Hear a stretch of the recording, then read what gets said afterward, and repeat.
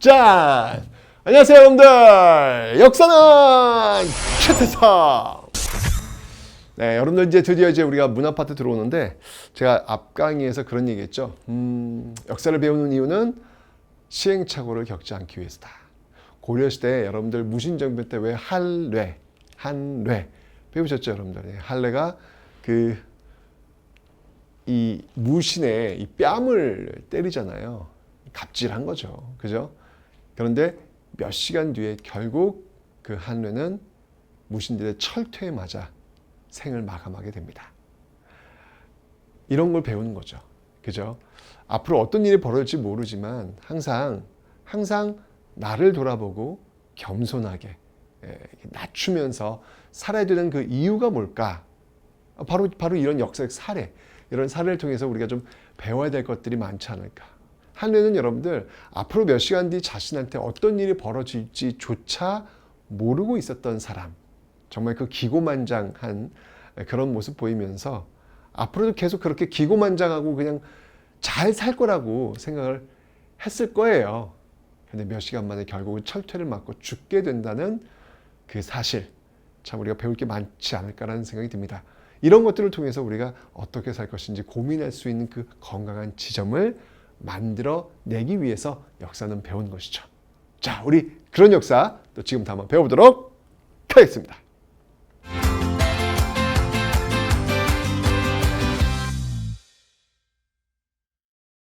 자, 조선은 뭐니 해도 이 성리학의 나라입니다. 유학의 나라입니다. 그죠? 당연히 이 유학을 발전시킬 수밖에 없죠. 자, 먼저 교육기관부터 한번 살펴보도록 하겠습니다. 먼저 중앙의 교육기관입니다. 자, 이 중앙에는 어떤 교육기관이 있었을까요? 예, 중앙에는 바로 성균관. 네. 여러분들 그 고구려 소수리망 때 세웠던 태학, 그리고 신문왕 때 국학, 발해의 주자감, 고려의 국자감, 조선의 성균관. 네. 어떻게 이렇게 박자가 좀 맞나요? 네, 이렇게. 자, 성균관이 있었고요. 요 성균관은 지금 주로 고등교육을 담당하는 곳입니다. 이 고등교육은 여러분들 지금의 고등학교라고 생각하시면 안 돼요. 초등교육은 초등학교, 중등교육이 중고등학교, 그리고 고등교육은 대학교육, 이렇게 이제 분류가 되는 거거든요. 그러니까 지금으로 본다면 대학교라고 보시면 되는 것이죠. 성균관이 있었고요. 그 다음에 중앙에는 또 이제 고등 말고 중등, 그 학생들을 가르치기 위해서 사부학당 이런 게 있었습니다. 사부학당, 뭐 동서남북 이렇게 네 방향을 떠올리시면 되겠습니다. 여기는 이제 중등 교육을 담당하는 곳. 그러니까 서울 한양에는요 성균관과 사부학당 이런 것들이 있었다라는 거 봐주시면 되겠습니다. 됐죠? 자, 이렇게 해서 중앙 살펴봤고요. 그 다음에 지방을 한번 볼게요. 지방. 그럼 지방 교육은 어떻게 하느냐? 지방에서는 여러분들 이렇게 바로 이 중앙에서 파견한 향교라는 곳이 있어요. 향교.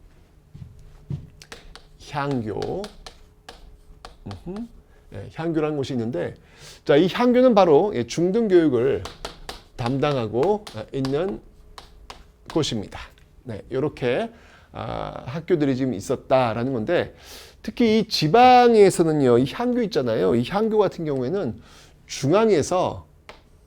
향교는요, 이 중앙에서 누가 파견되냐면 선생님들이 파견돼요. 예, 교수 또는 훈도가 뭐냐면 가르치고 지도하는 그런 선생님을 이야기하는 거예요. 옛날 선생님 이름 훈도. 나 누구? 큰별 훈도. 네, 이렇게 해서 훈도 이렇게 파견되어 가지고 지방 학생들을 이렇게 가르치는 그런 모습들이 지금 나타나고 있습니다. 우리는 이것을 모두 다 성균관, 사부학당, 그리고 향교, 이 모든 걸 우리는 다 관학이다라고 하는 거예요. 국가가 주도하는 그런 학교 시스템이라고 이야기하는 겁니다. 네, 이렇게 이제 운영이 되고 있단 말이에요. 아주 그냥 시스템대로 중앙과 지방 짝짝짝 유학 교육을 좀 시키고 있는 모습들 확인하고 있습니다. 자, 그런데 여러분들 이 15세기는요 혁명파 사대부들이 세웠던 나라 조선 이후에 그들은 훈구 세력이 된다라고 설명드렸잖아요. 그런데 이게 1592년이 아니네. 이 가운데가 1990년 이제 아래쪽이고 여기가 이제 15세기고 요 아래쪽이 16세기예요. 16세기 역사 주도 세력들은 온건파 사대부 즉 사림이 주도하고 있다라고 제가 설명드렸잖아요. 그죠? 자, 요렇게 지금 시기를 좀 나눌 수 있어요. 15세기, 16세기. 자, 이 16세기 사림들은 달라. 원칙을 굉장히 중시하는 사람들이었습니다. 그래서 조선 건국에도 참여하지 않았고요. 조선 건국에 참여하지 않으면서 향촌 자치를 추구하고 있더라. 그래서 그 향촌에서 인재를 양성하고 있는 교육기관을 운영하고 있었습니다. 어떤 곳이었죠? 서원이다라고 제가 설명드렸잖아요. 그죠? 그러니까 이 사림과 관련된 것들이 많이 있어요. 뭐 유향소, 그리고 향해회, 그다음에 향안, 그리고 서원, 그리고 향약. 이런 것들이 이제 사림군과 관련된 어떤 그런 내용들이잖아요. 그죠? 자, 그래서 이 지방교육을 담당하고 있었던 또 다른 교육기관이 있었으니 그 교육기관은 바로 우리가 지금 공부했던 서원이더라 라고 하는 것이죠. 네, 바로 서원이더라 라는 겁니다. 이 서원은 굉장히 중요합니다, 여러분들. 서원은 굉장히 중요합니다. 꼭 기억을 좀 해두셔야 돼요. 이 서원은요, 무엇을 하냐면요, 이 서원은 교육만 담당하는 게 아니고요, 여기서 바로 자신의 스승들을 또 제사 지내는 이런 모습들도 지금 보여주고 있습니다. 이 최초의 서원이 어딘지 아세요? 여러분 이제 상식이다 이런 거는. 이런 것도 이제 한는 검에 잘 나오죠. 최초의 서원은 바로 최초의 서원은 바로 백운동 서원입니다. 최초는 바로 백운동 서원. 네, 이 백운동 서원은요, 누가 세웠냐면 바로 주세붕에 의해서 세워진 서원입니다. 요 백운동 서원이 이제 나중에 이름을 바꿔요. 뭘로 바꾸냐면 이제 제가 설명드리겠지만 그 이왕의 그 건의에 따라 가지고 이름을 바꾸게 됩니다. 이런 서원들은 좀 이렇게 장려해야 되지 않겠습니까? 라고 이제 건의를 해가지고 임금이 액자를 내려. 영광이죠. 그 액자가 뭐였냐면 바로 소수서원. 소수서원. 이라고 이제 이름을 바꾸는 어떤 그런 모습 보일 거예요. 하여튼 이 16세기는 이렇게 바로 서원들이 굉장히 많이 세워지는 그런 모습들. 그 이후에 이제 계속합니다. 그래서 나중에 이제 이게 문제가 되잖아요. 조선 후기 가면 이 서원이야말로 이 정말 이게 붕당의 어떤 환국 정쟁, 어떤 당쟁의 어떤 온상이다. 라고 해서 영조 때도 서원을 정리하고 또 흥선대원군 때 서원을 정리하는 그런 모습이 나오는 것이죠. 하지만 이 당시만 해도 굉장히 건강한 그런 교육기관으로 지금 자리 잡고 있다라는 거 기억하시면 되겠습니다. 잘 아시죠, 여러분? 유네스코 또 이 세계문화유산에도 또 등재가 되었습니다. 자, 이 16세기를 이끌었던 이 성량을 정말 진짜 명실상부 딱 올려놓았던 인물이 있다면 역시 뭐니 해도 이황과 이이를 들 수 있겠습니다. 자, 이 이황과 이이 한번 좀 살펴볼 텐데요. 자, 먼저 이황입니다. 이황부터 한번 좀 살펴볼게요. 자, 이황 같은 경우 그 저서로 유명한 게 있다면 뭐가 있냐면 주자서전료. 주자가 누군지 아세요, 여러분들? 주자는 바로 성리학을 만든 사람이라고 보시면 되는 거예요. 송나라 사람입니다.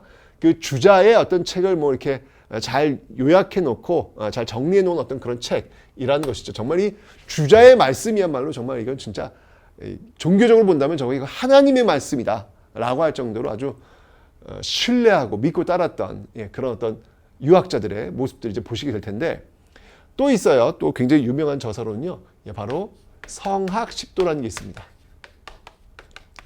성학십도. 이 성학십도는 뭐냐면, 성학이라고 하는 건 뭐냐면, 즉 군주가 어떻게 하면 뛰어난 그런 군주가 될 수 있을까? 즉 군주의 덕목.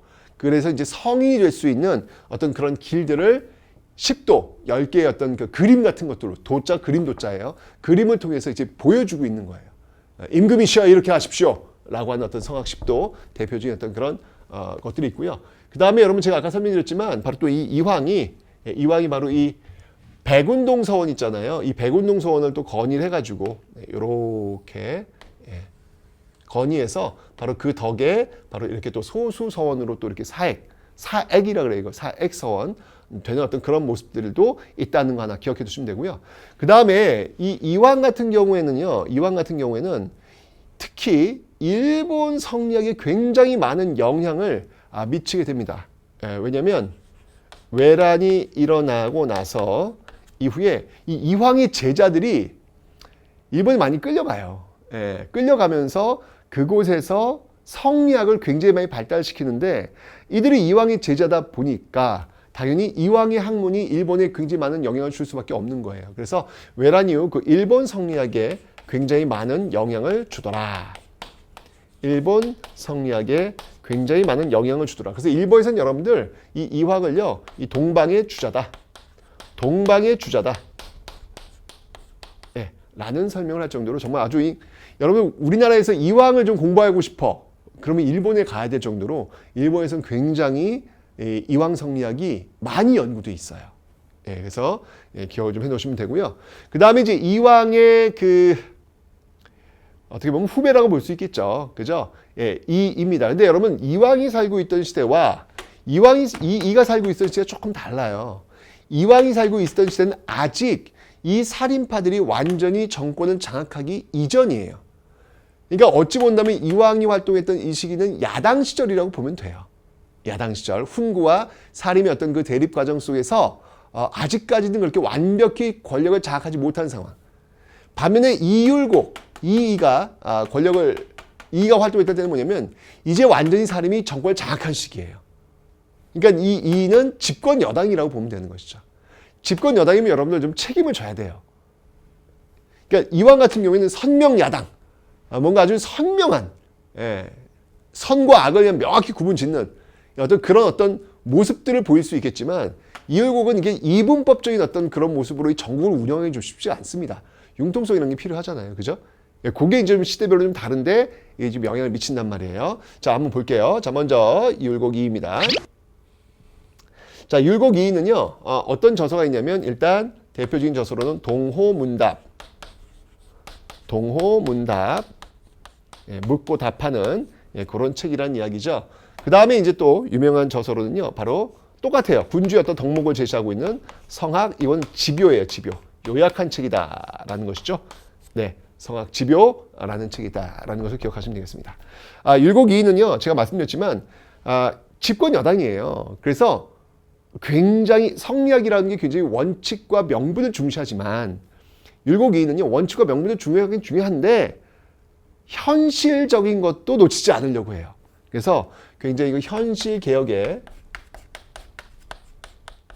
집권 여당이니까 너무 당연한 것이죠. 굉장히 강조, 현실 개혁적인 어떤 그런 모습들을 많이 보이고 있는데 그런 어떤 결과물들이 뭐였냐면 바로 이제 10만 양병설 준비해야 된다.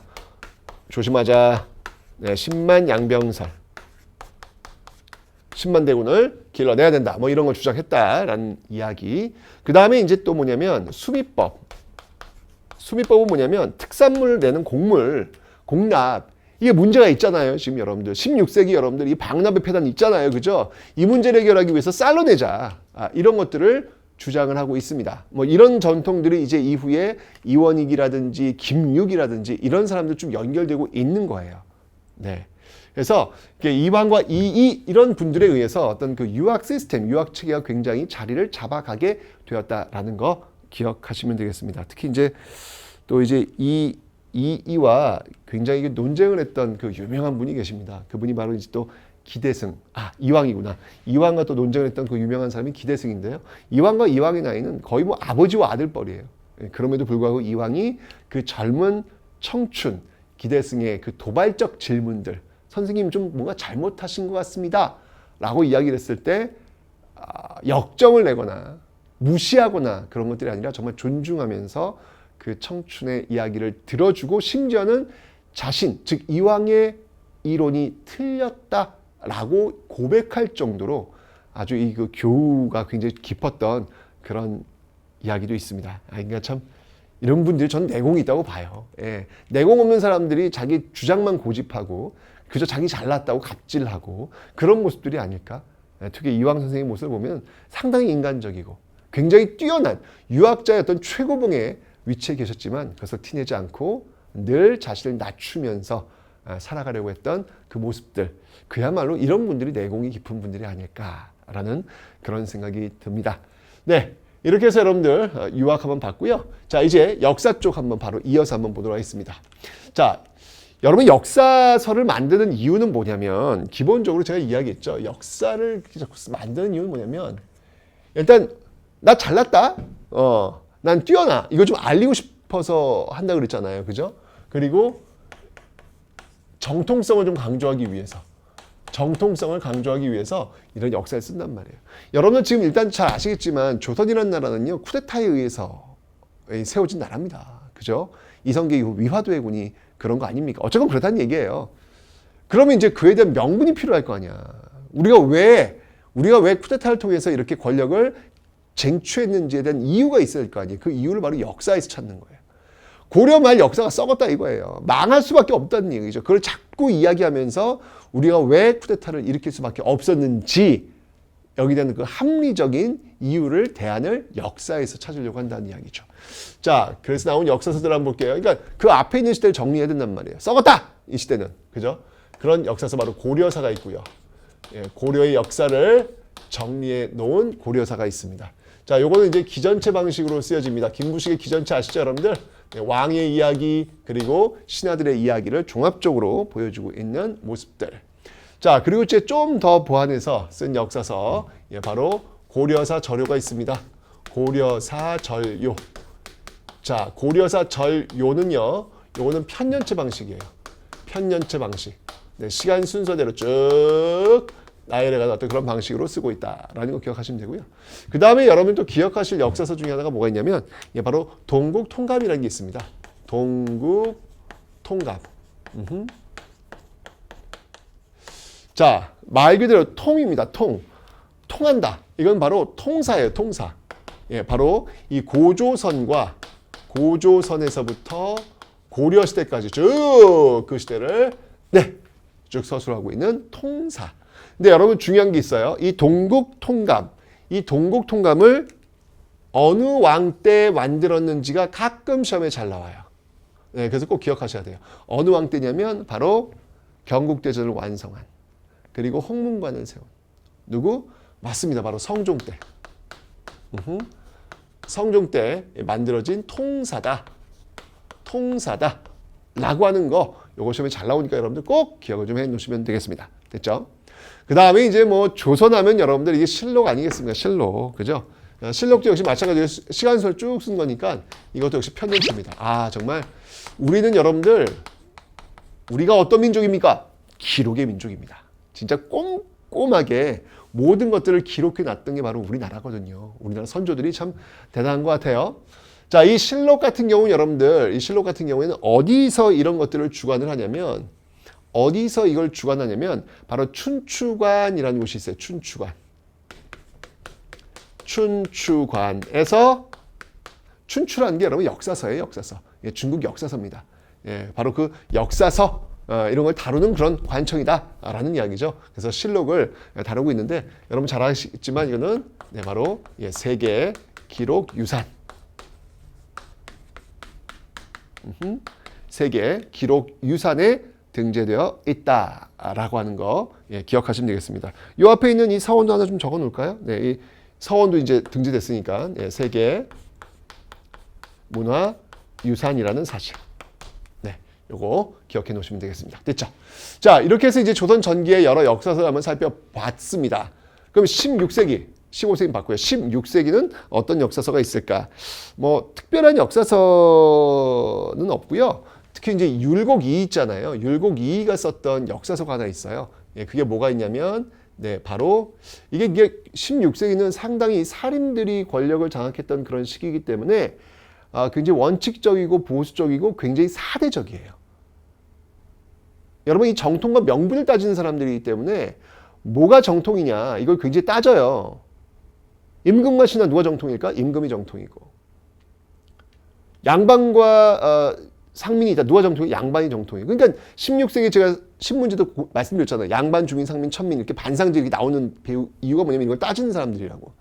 중국과 조선이 있어요. 누가 정통일까? 중국이 정통이에요. 이렇게 본단 말이에요. 이 당시 사람들은. 그죠? 그러면서 중국에서 건너온 성인이 세운 고조선. 이게 이제 단군 조선이 아니라 기자 조선이 있어요. 그 기자조선에 대한 역사서를 또 이 율곡이가 쓰고 있습니다. 우리는 바로 이 중국 성인이 세운 그런 근사한 나라다. 굉장히 사대적이죠. 지금 우리 시선으로 보면 굉장히 마음에 안 들어요, 사실은요. 그죠? 하지만 이 당시는 그게 최선이었다는 거예요. 왜냐하면 당시 중국이라는 나라가 굉장히 우수한 나라였기 때문에 우리가 그 법통, 우리가 어떤 그 맥을 잇고 있다라는 것의 어떤 실마리를 바로 이 기자에서 찾을 수 있기 때문에 그렇습니다. 네. 자, 이 15세기와 16세기 이렇게 해서 역사를 한번 좀 살펴봤습니다. 그러니까 성리학을 기반으로 한 유학과 역사가 이렇게 많이 만들어지고 있는 시대. 조선은 유학의 나라, 성리학의 나라였습니다.